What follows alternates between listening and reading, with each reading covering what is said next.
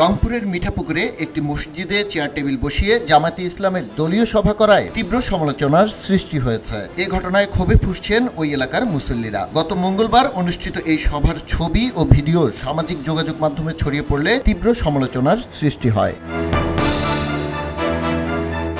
স্থানীয় সূত্রে জানা যায়, গত 23 জুন মাগরিবের নামাজের পর উপজেলার ইমাদপুর ইউনিয়নের চকপাড়া জামে মসজিদের ভেতরে চেয়ার টেবিল বসিয়ে দলীয় সভা করেন জামায়াতে ইসলামের নেতাকর্মীরা। সভায় মনোহর বাদশাকে ইমাদপুর ইউনিয়ন পরিষদের চেয়ারম্যান পদপ্রার্থী হিসেবে ঘোষণা করা হয়। এ সময় উপস্থিত ছিলেন উপজেলা জামায়াতে ইসলামের আমির আসাদুজ্জামান শিমুল, উপজেলা সেক্রেটারি শফিকুল ইসলাম, নায়েবে আমির আব্দুল বাসেত হারুন, সহকারী সেক্রেটারি গোলাম আজম, ইমাদপুর ইউনিয়ন আমির মিজানুর রহমান সহ দলীয় নেতাকর্মীরা।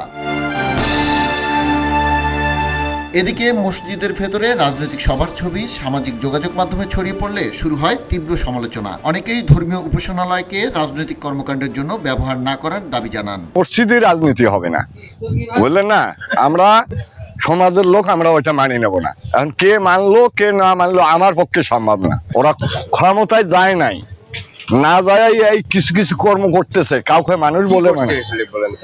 এর আগে এই যে 5ই আগস্টের পর এরা মানুষকে মানুষ বলা চলে না। এলাকার ভাইয়া সারি, আমিও হয়তো ও দল করে বিএমপি, আমি করি জামাতে। কোরআন হাদিসে ওইভাবে তো রাজনীতি মসজিদে রাজনীতি তো হয় না। রাজনীতি হয় খোলা মাঠে, যেমন ফাঁকা জায়গায় স্কুল প্রতিষ্ঠানে বসেও রাজনীতি করা হবে। কিন্তু মসজিদে বসে রাজনীতির জায়গা না। ওখানে নামাজের ঘর, আল্লাহর ঘর, আমরা সবাই নামাজ পড়তে যাই এবং ওখানে বিভিন্ন ধরনের লোক থাকতে পারে, বিভিন্ন দলের লোক থাকতে পারে।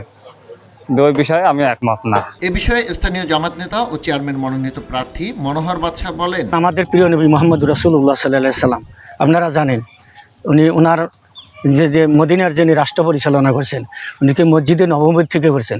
উনি আমাদের আদর্শ, উনি আমাদের মডেল, উনি আমাদের অনুপ্রেরণা, উনি আমাদের জান্নাতের সুপারিশকারী। তা আমরা সেই আর ইসলামী রাষ্ট্রের বা ধারাবাহিকতা যে নবীর যেটা সুন্নত বা সিলসিলা সাহাবী আজমাইনরা করেছেন, খোলাফায়ে রাশিদিনরা করেছেন, আরও যারা করেছে, সেই ধারাবাহিকতা ইসলামী আন্দোলনের ধারাবাহিকতা মসজিদ থেকে, এখান থেকে কোরআন হাদিস থেকে আলোচনা হয়েছে। আলোচনা করার পর এখানে ভোটাভুটি করার পর তারপরে প্রার্থী ঘোষণা করা হয়েছে। যে চেয়ার টেবিল আনা হয়েছিল, এটা যদি সামাজিক দৃষ্টিকোণ থেকে খারাপ দেখা হয়ে থাকে, ইনশাআল্লাহ আগামীতে আমরা এই ব্যাপারে সতর্ক থাকবো এবং সজাগ থাকবো। সব মিলিয়ে ধর্মীয় উপাসনালয়ে রাজনৈতিক কর্মকাণ্ডের এই ঘটনাকে কেন্দ্র করে এলাকা জুড়ে তৈরি হয়েছে নানা প্রশ্ন। এই ঘটনায় সংশ্লিষ্ট কর্তৃপক্ষ কী পদক্ষেপ নেয়, এখন সেদিকেই সবার নজর। খবরের কাগজ, নিখাদ, নির্ভীক, নিরপেক্ষ।